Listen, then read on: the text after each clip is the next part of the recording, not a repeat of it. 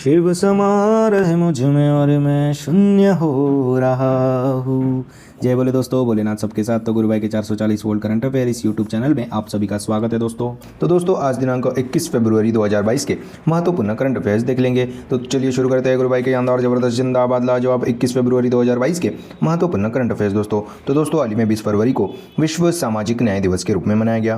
तो दोस्तों हाल ही में 20 फरवरी को वर्ल्ड सोशल जस्टिस डे के रूप में मनाया गया। तो दोस्तों सामाजिक न्याय को बढ़ावा देने के लिए 20 फरवरी को विश्व सामाजिक न्याय दिवस के रूप में मनाया गया। तो दोस्तों गरीबी उन्मूलन के लिए हर साल 20 फरवरी को वर्ल्ड सोशल जस्टिस डे के रूप में मनाया जाता है दोस्तों। और दोस्तों 2009 से विश्व सामाजिक न्याय दिवस के रूप में मनाए जाने की शुरुआत की गई थी दोस्तों। तो दोस्तों 2022 की थीम क्या है दोस्तों वर्ल्ड सोशल जस्टिस डे की?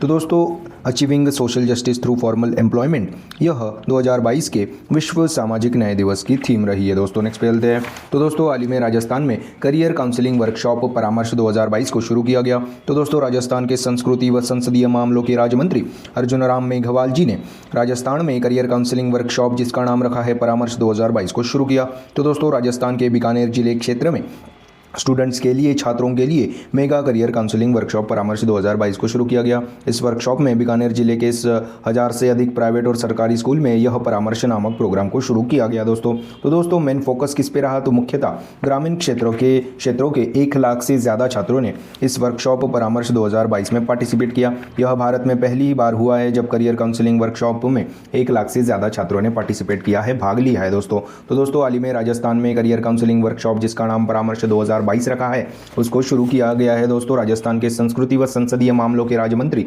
अर्जुन राम मेघवाल जी ने। तो दोस्तों बात अभी राजस्थान की है। राजस्थान की राजधानी है जयपुर, जो कि यूनेस्को वर्ल्ड हेरिटेज साइट में शामिल है। तो दोस्तों भारत के 2 ही city UNESCO world heritage city में शामिल है, जो कि जयपुर और अहमदाबाद। तो दोस्तों यहाँ के सीएम है अशोक गहलोत जी। और दोस्तों यहाँ पे ही मिशन एक्सपोर्टर बनो यह शुरू किया था, देवनारायण योजना भी शुरू किया था। और यहाँ पे ही बुजुर्गों के लिए जीवन का गुणवत्ता सूचकांक में राजस्थान टॉप पे रहा था। केवीआईसी ने बोल्ड प्रोजेक्ट भी शुरू किया था राजस्थान में। और दोस्तों जीनोम सीक्वेंसिंग को लागू करने वाला पहला राज्य राजस्थान था। घर घर औषधि योजना भी राजस्थान में ही शुरू की थी। राजस्थान के जयपुर में डेजर्ट नाइट एक्सरसाइज भी की थी दोस्तों अपन ने फ्रांस के साथ। और दोस्तों जैव ईंधन नीति को लागू करने वाला राजस्थान राज्य बना था। और दोस्तों सभी के लिए स्वास्थ्य बीमा प्रदान करने वाला राज्य, एकमात्र राज्य राजस्थान था। और दोस्तों बीएसएफ ने राजस्थान में ही हाल ही में ऑपरेशन सर्द हवा शुरू किया था। और दोस्तों 100% वैक्सीनेशन वाला जिला कौन सा बना था दोस्तों हाल ही में? प्रतापगढ़ जिला राजस्थान का। और दोस्तों यहाँ पे ही जयपुर में ही अटल सामुदायिक इनोवेशन सेंटर को भी लॉन्च किया था। और दोस्तों सोलर एनर्जी स्थापना क्षमता में राजस्थान टॉप पे है दोस्तों। यहाँ पे रामसर साइट है, सांबर लेक और केवलादेव नेशनल पार्क। और दोस्तों हाल ही में इमरजेंसी एयर स्ट्रिप बाड़मेर में शुरू किया गया था, जो कि नेशनल हाईवे 925 पे शुरू किया गया था। और दोस्तों यहाँ पे रणथंभौर नेशनल पार्क है, सरिस्का नेशनल पार्क है, केवलादेव नेशनल पार्क है, मुकुंदरा हिल्स नेशनल पार्क है, रामगढ़ विश्वधारी अभयारण्य भी है दोस्तों यहाँ पे, जो कि हाल ही में 52वां टाइगर रिजर्व भी बना था दोस्तों। और दोस्तों यहाँ के जीआई टैग सोजत मेहंदी जी को मिला था। और दोस्तों राजस्थान में ही स्टैच्यू ऑफ पीस भी है दोस्तों पाली में।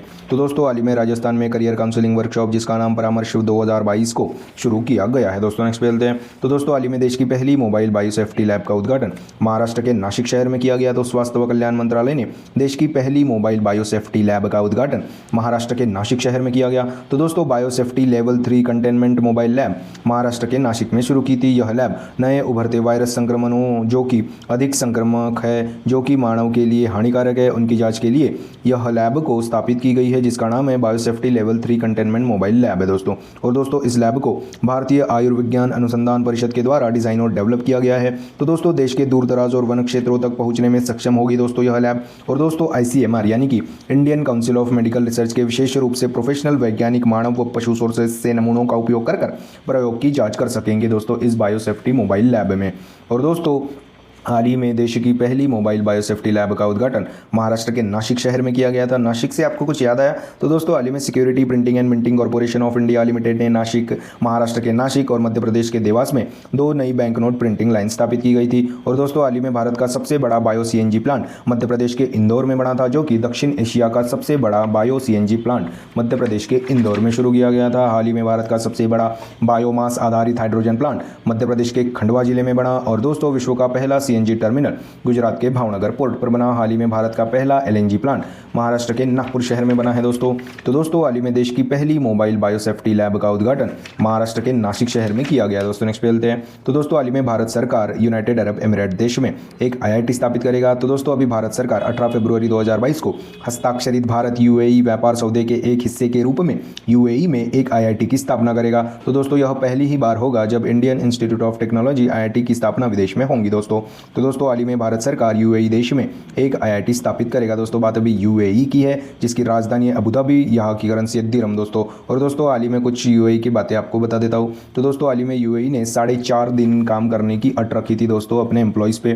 तो दोस्तों अभी सारे लाइफ को बैलेंस करने और ज़िंदगी जीने के लिए यूएई ने अभी सप्ताह में सिर्फ 4.5 दिवस काम करने की अनुमति दी गई है। और दोस्तों हाल ही में यूएई में अरब क्षेत्र का पहला परमाणु रिएक्टर शुरू किया गया था जिसका नाम है बराका न्यूक्लियर पावर प्लांट। और दोस्तों यूएई ने अभी इन्फिनिटी ब्रिज को यातायात के लिए शुरू किया गया था। और दोस्तों हाल ही में यूएई देश ब्रिक्स डेवलपमेंट बैंक यानी कि न्यू डेवलपमेंट बैंक में शामिल होने वाला देश बना था। और दोस्तों हाल ही में BRICS development bank new development bank में शामिल हुए थे 4 देश। तो यूएई, उरुग्वे, बांग्लादेश और इजिप्ट, यह 4 देश हाल ही में ब्रिक्स डेवलपमेंट बैंक में शामिल किए गए थे दोस्तों। तो दोस्तों हाल ही में भारत सरकार यूएई देश में एक आईआईटी स्थापित करेगा। दोस्तों नेक्स्ट पे चलते हैं। तो दोस्तों हाल ही में रणजी ट्रॉफी 2022 में साकिबुल गनिक जी ने वर्ल्ड रिकॉर्ड बनाया। तो दोस्तों बिहार के क्रिकेट प्लेयर साकिबुल गनिक जी ने हाल ही में रणजी ट्रॉफी 2022 में एक रिकॉर्ड बनाया।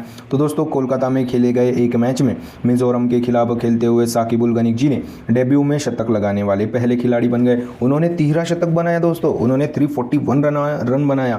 और दोस्तों इसी तरह रणजी ट्रॉफी में साकिबुल गनिक जी ने एक वर्ल्ड रिकॉर्ड बनाया दोस्तों।